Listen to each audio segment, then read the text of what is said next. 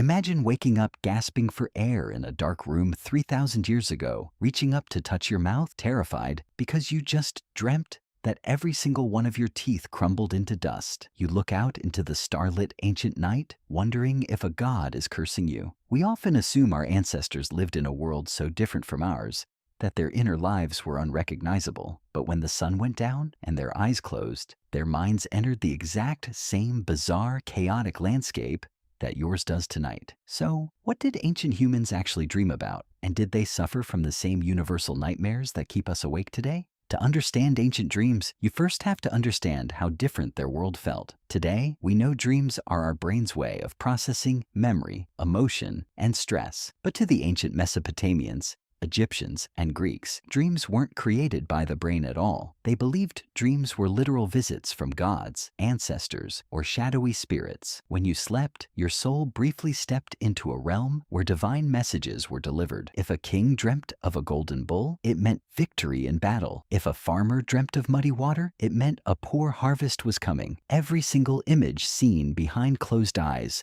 was treated as an urgent code waiting to be cracked. Because dreams were considered divine warnings, ancient civilizations created the world's first dream manuals. One of the oldest surviving examples is the Egyptian Ramesside dream book, written over 3,200 years ago. It listed dozens of common dreams, explicitly categorizing them as either good omens or bad omens. If an ancient Egyptian dreamt of seeing a large cat, it meant a bountiful harvest. But if they dreamt of looking into a deep well, it meant they were about to be sent to prison. Centuries later, in 2nd century Rome, a Greek philosopher named Artemidorus wrote a massive 5-volume masterwork called the Oneirocritica. He traveled across the Roman Empire, interviewing thousands of ordinary people about what they dreamt every night. And what he recorded proves that human anxiety hasn't changed in thousands of years. Just like us, ancient people frequently dreamt of falling off high cliffs into the void. Artemidorus wrote that dreaming of falling meant a sudden drop in social status or financial loss. They also dreamt of being chased by terrifying monsters or wild animals through dark woods, and they dreamt of standing completely naked in front of a crowd of strangers. To the Romans, dream nakedness didn't represent social embarrassment like it does today. It represented helplessness and poverty. But the most common disturbing dream recorded across almost every ancient culture was losing your teeth. Ancient Egyptians believed dreaming of teeth falling out meant an enemy was going to kill a member of your family. Artemidorus believed your mouth represented your home, your front teeth were your parents, and your back teeth